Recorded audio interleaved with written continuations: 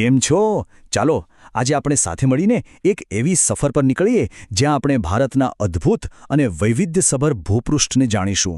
અને હા, આ કોઈ ચોપડીના પાના નથી ઉથલાવાના, પણ પહાડોની ઊંચાઈથી લઈને દરિયાની ઊંડાઈ સુધી ભારતની ધરતીના દરેક ખૂણામાં છુપાયેલા રહસ્યોને ઉકેલવાના છે. તૈયાર છો? જુઓ, ભારતને સમજવું હોય તો પહેલાં એના આ વિશાળ સ્વરૂપને સમજવું પડે. અહીં એક તરફ આકાશ સાથે વાતો કરતા પહાડો છે તો બીજી તરફ કરોડો લોકોનું પેટ ભરતા ફળદ્રુપ મેદાનો. આખી ભૂમિને આપણે મુખ્યત્વે 5 પ્રાકૃતિક વિભાગોમાં વહેંચી શકીએ છીએ. પહેલો, ઉત્તરનો પર્વતીય પ્રદેશ; બીજો, વિશાળ મેદાની પ્રદેશ; ત્રીજો, દ્વીપકલ્પીય ઉચ્ચ પ્રદેશ; ચોથો, દરિયા કિનારાના મેદાનો; અને પાંચમો, આપણા ટાપુઓ. તો ચાલો આપણી સફર ઉત્તરથી જ શરૂ કરીએ. તો આપણી સફરની શરૂઆત કરીએ છીએ ભારતના મુગટથી, એટલે કે હિમાલયથી. આ માત્ર પથ્થર અને બરફની હારમાળા નથી, પણ એ એક એવી કુદરતી દિવાલ છે જે આપણને ઉત્તરના ઠંડા પવનોથી બચાવે છે અને સદીઓથી આપણી રક્ષા કરતી આવી છે. જાણે ભારત માતાના મસ્તક પર શોભતો મુગટ હોય એવો. હવે હિમાલય એટલે કોઈ એકલો પર્વત નથી હો. એ તો એકબીજાને સમાનાંતર એવી 3 પર્વતમાળાઓનો સમૂહ છે. સૌથી ઉપર ઉત્તરમાં છે બૃહદ હિમાલય, જેને હિમાદ્રી પણ કહે છે. અહીં દુનિયાના સૌથી ઊંચા બરફથી છવાયેલા શિખરો આવેલા છે.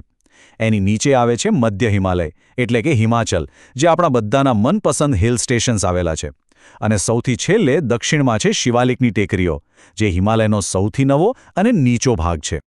8,848 મીટર! બોલો, આ કોઈ નાનો સૂનો આંકડો નથી. આ ઊંચાઈ છે દુનિયાના છાપરાની, માઉન્ટ એવરેસ્ટની, જે આ બૃહદ હિમાલયનો જ એક હિસ્સો છે. જરા કલ્પના તો કરો, આ કેટલું ઊંચું હશે. અને વાત અહીંયા પૂરી નથી થતી. માઉન્ટ એવરેસ્ટ તો માત્ર શરૂઆત છે. હિમાલયમાં 8,000 મીટરથી પણ ઊંચા કેટલાય શિખરો છે. જેમ કે K2, જે માઉન્ટ ગોડવિન ઓસ્ટિન તરીકે પણ ઓળખાય છે, 8,611 મીટરની ઊંચાઈ સાથે એ આપણા ભારતનું સર્વોચ્ચ શિખર છે. પછી કાંચનજંગા છે, 8,598 મીટર ઊંચું. ખરેખર આ પર્વતો તો જાણે ધરતી પરના દેવતાઓ જેવા લાગે છે.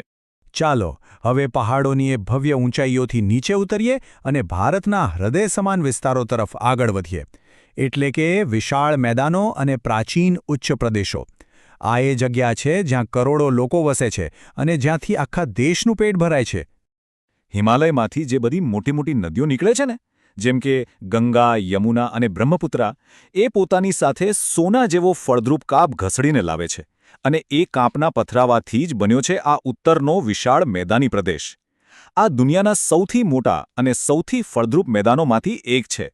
એટલે જ તો એને ભારતનો અન્નનો ભંડાર કહેવાય છે, કારણ કે દેશના મોટાભાગના લોકોનું ભોજન અહીં જ પાકે. અહીંયા ભારતની ભૂગોળનો સૌથી મજેદાર કોન્ટ્રાસ્ટ જોવા મળે છે. જુઓ, એક તરફ છે નદીઓના કાપથી બનેલો એકદમ નવો અને ખૂબ જ ફળદ્રુપ ઉત્તરનો મેદાન, તો બીજી તરફ છે લાખો કરોડો વર્ષ જૂના આગ્નેય અને રૂપાંતરિત ખડકોથી બનેલો ભારતનો સૌથી પ્રાચીન હિસ્સો, એટલે કે દ્વીપકલ્પીય ઉચ્ચ પ્રદેશ. એક અનાજનો ભંડાર છે તો બીજો ખનિજોનો ખજાનો. આ જ તો છે આપણા ભારતની અદ્ભુત વિવિધતા. પહાડ જોયા, મેદાનો જોયા, હવે વારો છે સમંદર કિનારાનો. ભારતને બહુ લાંબો અને સમૃદ્ધ દરિયાકિનારો મળ્યો છે, અને સાથે સાથે કેટલાક ખૂબ જ સુંદર ટાપુઓ પણ.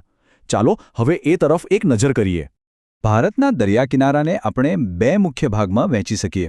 એક છે પશ્ચિમ તટીય મેદાન, જે ગુજરાતથી શરૂ થઈને કેરળ સુધી જાય છે. અહીં મોટા મોટા બંદરો છે જ્યાંથી વેપાર ધમધમે છે. જ્યારે પૂર્વ તટીય મેદાન પશ્ચિમ કરતાં વધુ પહોળું છે અને અહીં મોટી નદીઓ સમુદ્રને મળતા પહેલાં ફેલાઈને ફળદ્રુપ ડેલ્ટા બનાવે છે, જે ખેતી માટે બહુ જ ઉત્તમ છે.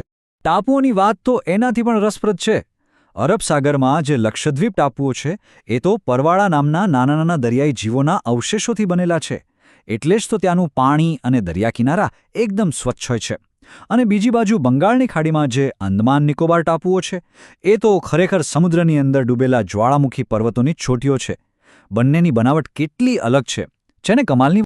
અત્યાર સુધી આપણે જમીનની ઉપર શું છે એ જોયું, પણ આ બધું જેની ઉપર ટકેલું છે એ પાયાની વાત તો કરીએ. ચાલો હવે જરા ઊંડા ઉતરીએ અને ભારતના ખડકો અને જમીનના પ્રકારોને સમજીએ. આ ખડકોનું ચક્કર છે ને એ બહુ મજાનું છે. સમજો કે 3 મુખ્ય પ્રકાર છે. સૌથી પહેલા, પૃથ્વીના પેટાળમાંથી ગરમ લાવા બહાર આવીને ઠંડો પડે એટલે બને આગ્નેય ખડક. પછી હવા પાણીથી એનો ઘસારો થાય, એના નાના કણ બને અને એ ક્યાંક જમા થઈને દબાય એટલે બને પ્રસ્તર ખડક. અને પછી જ્યારે આ બંને ખડકો પર જબરદસ્ત ગરમી અને દબાણ આવે ને ત્યારે એમનું રૂપ જ બદલાઈ જાય અને એ બની જાય રૂપાંતરિત ખડક. આ તો જાણે કુદરતનું રસોડું છે, જ્યાં એક જ વસ્તુમાંથી અલગ અલગ વાનગીઓ બનતી રહે છે. તો સવાલ એ થાય કે આ ખડકો બને છે શેનાથી? જવાબ છે ખનિજોથી. ખનિજ એટલે કુદરતમાંથી મળતો એક શુદ્ધ પદાર્થ, જેનું પોતાનું એક પાક્કું કેમિકલ બંધારણ હોય. આપણે ઘરમાં જે લોખંડ વાપરીએ છીએ કે વાસણોમાં વપરાતું તાંબુ કે પછી સોના ચાંદીના ઘરેણાં, આ બધું જ જમીનમાંથી મળતા ખનિજો જ તો છે. જરા આ નકશો જુઓ. ભારતમાં કેટલા બધા અલગ અલગ રંગો દેખાય છે, ખરું ને? આ દરેક રંગ એક અલગ પ્રકારની જમીન બતાવે છે. અને યાદ રાખજો, જેવી જમીન હોય ત્યાં એવા જ પાક ઉગે, એવા જ જંગલો હોય અને એવું જ લોકોનું જીવન હોય. ભારતની મુખ્ય જમીનોમાં સૌથી પહેલાં વાત કરીએ કાંપની જમીનની, જેણે આપણા ઉત્તર ભારતને સમૃદ્ધ બનાવ્યું છે. પછી આવે છે દખ્ખણના ઉચ્ચ પ્રદેશની કાળી જમીન. એની ખાસિયત એ છે કે એ પાણીને લાંબા સમય સુધી પકડી રાખે છે, એટલે જ તો કપાસના પાક માટે એ બેસ્ટ ગણાય છે. અને પછી છે રાતી જમીન, જેમાં લોખંડનું પ્રમાણ વધુ હોવાને કારણે એનો રંગ લાલ હોય છે. આ સિવાય પણ બીજી જમીનો છે, જ્યાં ખૂબ જ વધારે વરસાદ પડે છે ત્યાં પડખાઉ જમીન બને છે. હિમાલય જેવા પહાડી વિસ્તારોમાં જમીનનું પડ પાતળું અને ઓછું કસવાળું હોય છે.